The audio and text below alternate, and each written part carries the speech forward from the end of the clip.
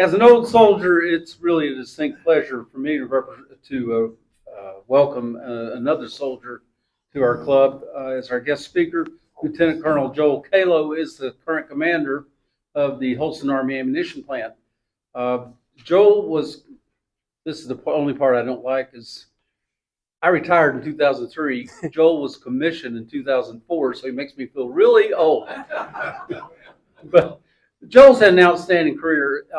He's done all the right things for officer up to this point. He's a logistician. And Mickey, please restrain yourself. Okay. He has had all the right assignments. Going back to when he was a brand new lieutenant, he was detailed armor, so he served in the tank battalion, and then he reverted to his basic branch, which was quartermaster at the time. There's been a lot of changes in the Army. He's a logistician now. He wears logistics branch insignia. But he's a combat veteran, 2 tours in Iraq, 1 tour in Afghanistan. He also has 2 awards of the Bronze Star Medals, so that's pretty good. He's had, like I said, career building assignments. He's been he's been platoon leader, company XO, company commander, executive officer of a battalion. He went to Command and General Staff College. He's doing all the right things, and I predict he's going to keep going on and doing great things. As a side note, his predecessor, Colonel Carpenter, Lieutenant Colonel Carpenter, left here and then came out on the promotion list. He's Colonel Carpenter now, yep. And he's headed to the Army War College. And I predict all these great things are going to happen to Joel because he's been doing a great job. He's married to Margaret, and Margaret is an employee of the Kingsport City Schools. And he has 2 wonderful sons who both play soccer at Dobbins Bennett. The oldest is getting ready to graduate this spring, and he's trying to decide what rather go to ETSU or UT. He's stick around. Yep.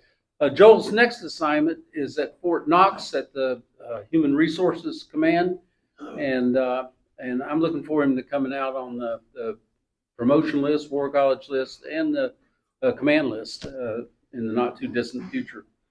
He's a parachutist. He also commanded a unit that rigged parachutes, and the way they do quality control is you go jump out of the parachute that your buddy rigged, yeah. And so he better have done it right. With Joel is Jeff Worley, and Jeff is his deputy at Holston Army Ammunition Plant. Thank you for coming, Jeff. Jeff is a career Department of the Army civilian, and I think I've about covered it. I mean, he's done a lot of stuff, and I'm so proud of Joel. I'm giving him a mayor's coin. He just oversaw a very important time in the life of the plant. They had a contract award done. They had 3 outstanding organizations bidding for that contract. The current contractor, British Aerospace Engineering, BAE, they won the renewal of the contract, but they had stiff competition, and Joel oversaw all these kind of things. And I'm just so proud of what you're doing. Come on up here, Joel, and get your mayor's coin. Thank you so much. Okay. You're the man. Thank you.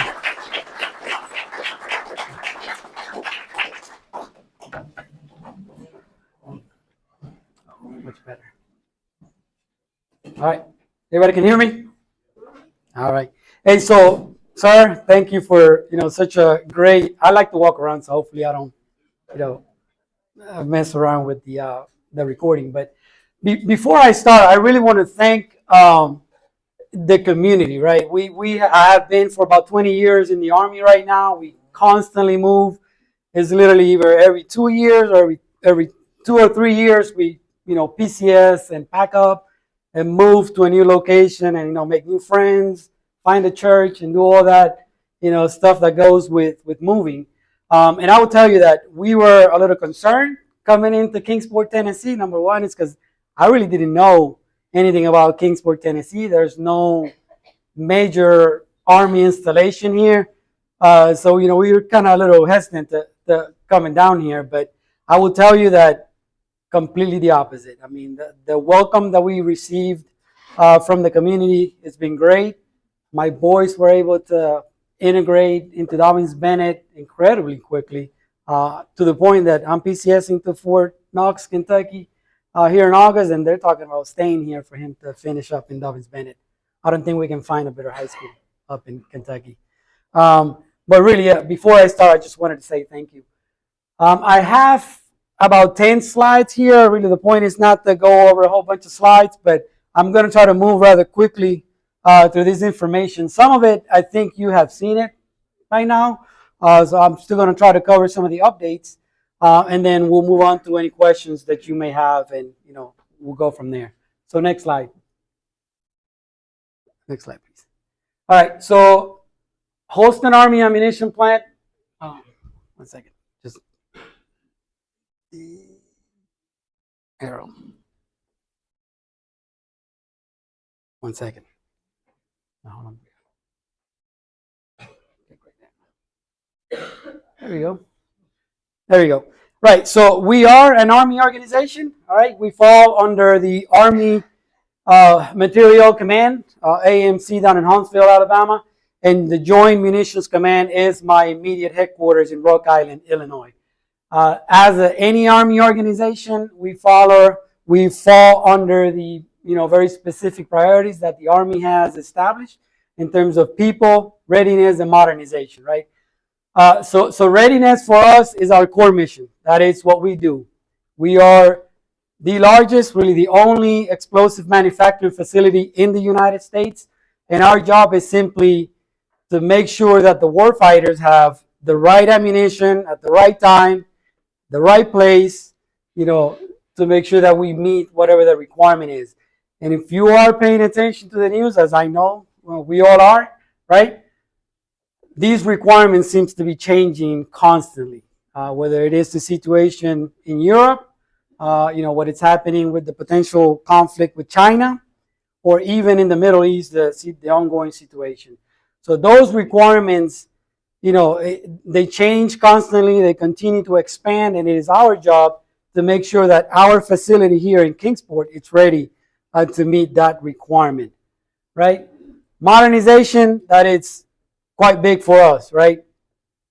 Right now, it's over $1.5 billion of investment from the U.S. government in our facility here in Kingsport, with another $500 million coming up within the next six years, and that amount seems to be going up by the day almost. So a lot of improving the safety and the efficiency of our operation, and then expanding our capacity. And I will touch a little bit more on that as I move forward on the slide. Can you go back? And then the last priority over there was people. That is really the number one priority for the Army, right? It's because, we can't do anything without our people. We got to make sure that we maintain our workforce, with an effective workforce, a safe working environment, but really more importantly, right now, as you're all paying attention right now, is the recruiting challenge that we have. I was reading a news article a couple of days ago, and really was talking about how about 50% of the young people now, they admit that they have either little or no knowledge about the military service. It's kind of crazy with all the information that we have. Somewhere around 71% of the young population can't even qualify for military service. And that is either medical reasons, physical fitness, mental health, criminal records, you name it. That population seems to continue to shrink, right? So with that, right, only 1% of the U.S. population serves in the military. So as you're aware, a lot of things going on. We're living in some crazy times, a lot of situations happening. Recruiting, retention, remains a challenge for all the services, not just the Army. Air Force, Marines, Navy, you name it, we're all going through the same. So, this is kind of what we really appreciate every time that we get the chance to kind of get out there and talk to the community.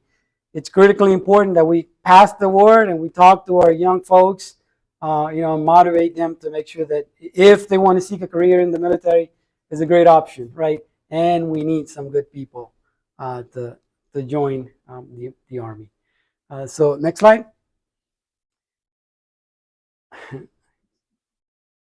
There you go. So as I mentioned, we fall under the Joint Munitions Command in Rock Island, Illinois. That is their portfolio, right? They manage all aspects of munition for the DoD, not just the Army, but the Joint Force, from the production, distribution, storage, and demail of either chemical weapons or weapons that need to get out of the out of service.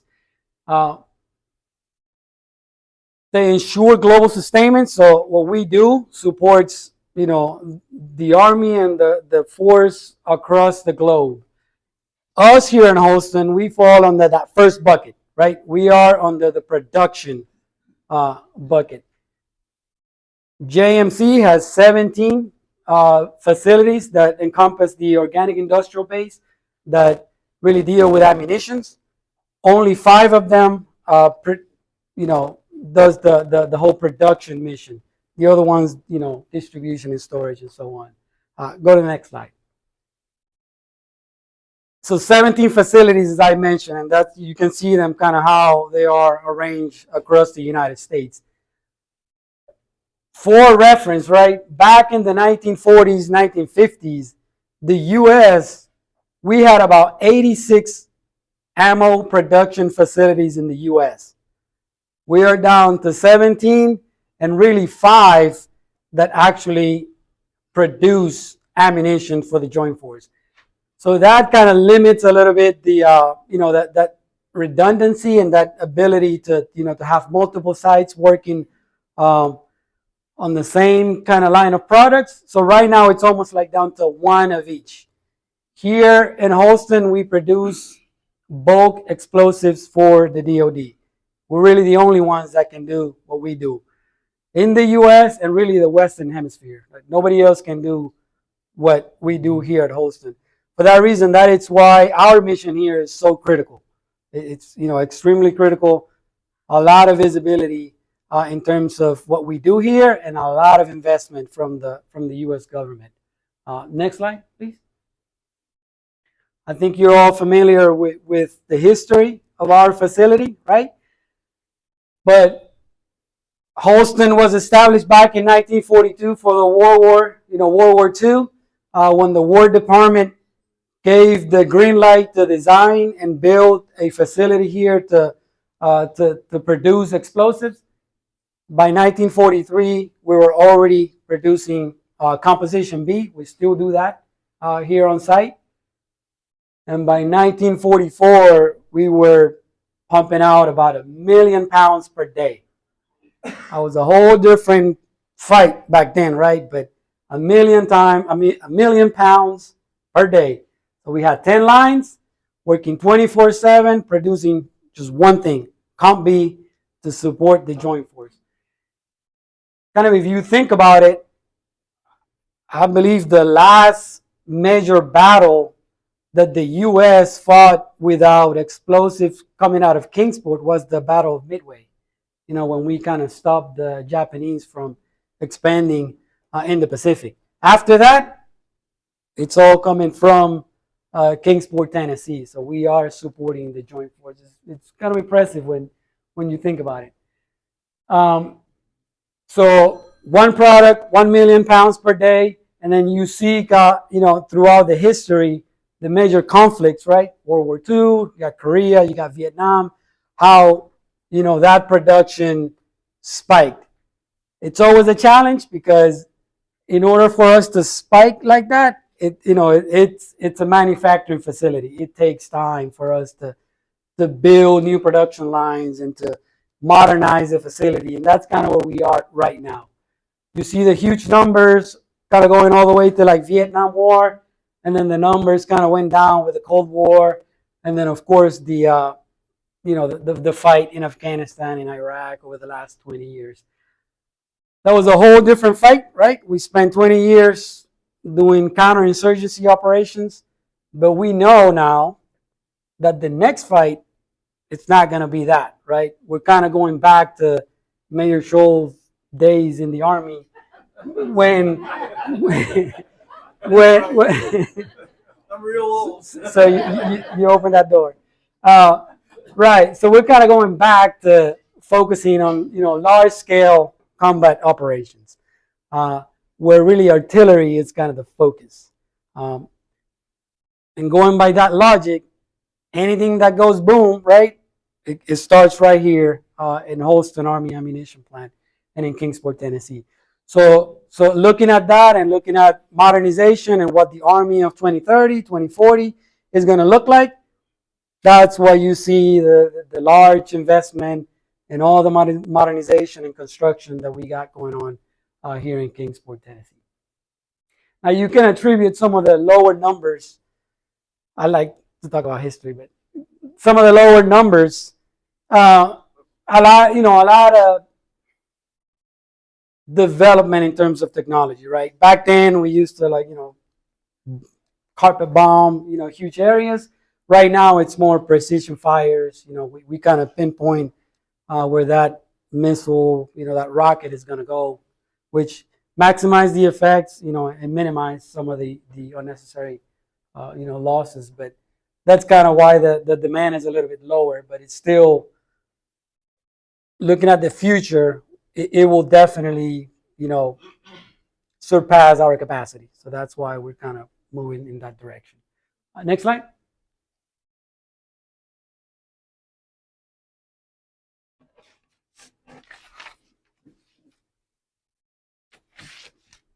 There you go. So as I mentioned before, back in the 1940s, 1950s, we were doing 1 million pounds per day, but just one product. Looking ahead, fast forward to today, we produce over 80 different products at Holston. Not that we do all 80 all the time, but we have options, different weapon systems that we support, and that's kind of listed there. So that kind of complicates the way that the production process kind of goes. Next slide. A lot of information in this slide, but this is kind of basically this is who we are, right? We start from our people, very small government staff. We just got 24, one green suitor, that's me, and then 23 DA civilians that oversee the operation from BAE Systems. BAE runs the operation. They have somewhere around 900. And then the other 1,000 that you see on the slide, that it's based on the amount of construction that we have across the plant. So essentially, we kind of double the amount of folks that we have. Great for the community. It's a lot of jobs. It's a lot of investment. It's a lot of, great partnerships that us BAE Systems have with local businesses and so on.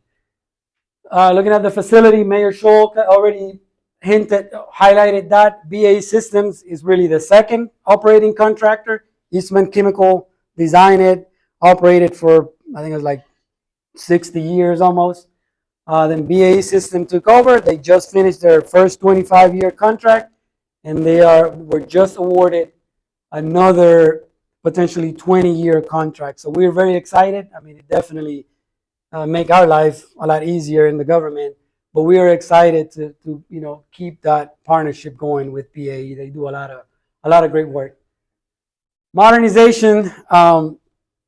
We are working on a 15-year modernization plan. As I mentioned before, about $1.5 billion already invested in the facility, and that's back in 2018, I think is when we started. The main focus there was really expanding our RDX and HMX production lines that supported a lot of the Air Force bombs and the Air Force programs. Now we're looking at a different, line of product to expand to support the artillery and all of the demand that you see every day in the news. And as I mentioned before, really the focus on the modernization is not only expanding our capacity, making sure that we have the latest and greatest technology, but creating redundancy and making sure that our facility is resilient and we can, keep it ready to support, whatever comes in the future. And then strategic importance, you see there's a lot of onlys in there, right? We're the only large volume producer of explosives for the DoD. We also support the Department of Energy with some of our lines of products, but so DOE and then DOD, all of that supports come from Holston. We're really the only ones that can do it. I believe we're the only ones really with a full-scale R&D facility within our plant, right? Where we can take a product from maybe ounces, as the folks are kind of experimenting in the lab, and expand that production to like millions of pounds relatively quickly. So that's a very important capability that we have that we need to maintain. And then you see some of the products that really were the only ones that can produce. Then down at the bottom of the slide, the ARMS, which is the armament, retooling, and manufacturing support. That's also kind of very interesting. It's important for the community, right? That is a congressional program that was designed for commercial and government use of some of the underutilized facilities within any kind of Army installation. We do have 8 tenants. I know it came out on the news maybe last year about that there was about 150 acres, just right in front of our property that has the potential to be developed for some commercial use. So, like any other government program, right? It takes time. There's all kinds of different steps that we have to follow. I know that particular area was certified about 10 years ago, and I know that the local government and BAE and the U.S. government is working on proposals and moving forward. So that process is moving forward. It might be a little slow, but it is a potential opportunity for the community. And then the environmental piece of it, I kind of want to highlight there. Really about 3 years ago, we moved away from burning coal to power our plant. That was a huge environmental win for us. We established our natural gas steam facility. I mean, that increased our efficiency. It almost doubled our capacity and then increased our efficiency, in a big way, while at the same time, of course, ensuring that we are within compliance in terms of Clean Air Acts and all of that. So that was a huge win for us. Also, the open burn alternatives. I have a slide there to kind of talk about that. But we completed studies to implement alternative technologies to kind of move away from the open burning of explosive waste. At Holston, we have projects already programmed. There's a slide in there that I'll touch on it later on, but that will be a significant improvement for our environmental stewardship, which is critically important. And then landfill expansion. That's multiple projects. I can go on and on and on in terms of projects, but go to the next slide, please. All right, so modernization. I kind of touched on modernization, and I have mentioned the $1 billion, a bunch of times, right? But really, we are looking right now almost really beyond 2030. We're looking at different technologies, more capacity. 2030, we already have projects, and we're looking beyond that and kind of what's next.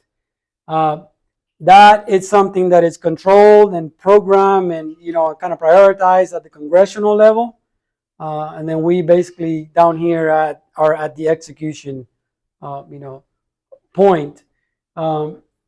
Then we get the funding, as I mentioned, a lot of investment. I think it's upwards of $600 million right now that we have, either program or at least earmarked for Holston, with another, big chunk of money coming in for the artillery piece. And then, the communication, critically important. Just go next slide real quick, just for a visual. So if you were to go into the plant right now, you will see kind of that, right? We have some legacy buildings built, back in the 1940s, refurbished somewhere around the 1960s. So you will see that we are investing money in kind of upgrading the technologies inside those buildings. And then you will see a whole lot of new construction across the plant. I mean, it is quite impressive when you walk around and you see the amount of construction that we have going on across the plant. Combination of all of that, right? Legacy buildings, new facilities, a lot of demolition that we are undergoing to kind of open up some real estate for future projects. You'll see a lot of that. As I mentioned before, back in the 1940s, right, this facility was built. I think it took Eastman about 9 months to build Holston as it is. And the idea was, it was supposed to be in operation for about 5 years. Here we are over 80 years later, and some of the same buildings and same machines are still working. It was quite impressive. But that's kind of what you will see as you walk around the plant. Next slide. We always like to highlight these two, especially for the community, right? It's the open burn alternative. We have a flashing furnace, an explosive detonation chamber. Those two projects, the first one is scheduled for completion towards the end of 2024. And then the explosive, the EDC, is scheduled for completion by 2027. Really, the key highlight here is that these projects will move Holston away from the open burning of explosive waste, right? Which is always kind of a controversial thing. But they will have, really the latest and greatest emission control that will kind of permanently solve that issue. The flashing furnace, that's about an $80 million project that we are, moving forward. That's really almost complete. And then we have the EDC, that's about $177 million right now and going up with inflation and, all the other things. But really the critical thing that we're working right now is the permit applications. Really, the only thing that will kind of derail that timeline is the permit. We have great working relationship with TDAC and the EPA, but we're working in crazy amount of details to make sure that we are in compliance with any kind of environmental requirements and regulations, and to make sure that these facilities will really get after that open, that Clean Air Act, and move away from that concern. Next slide.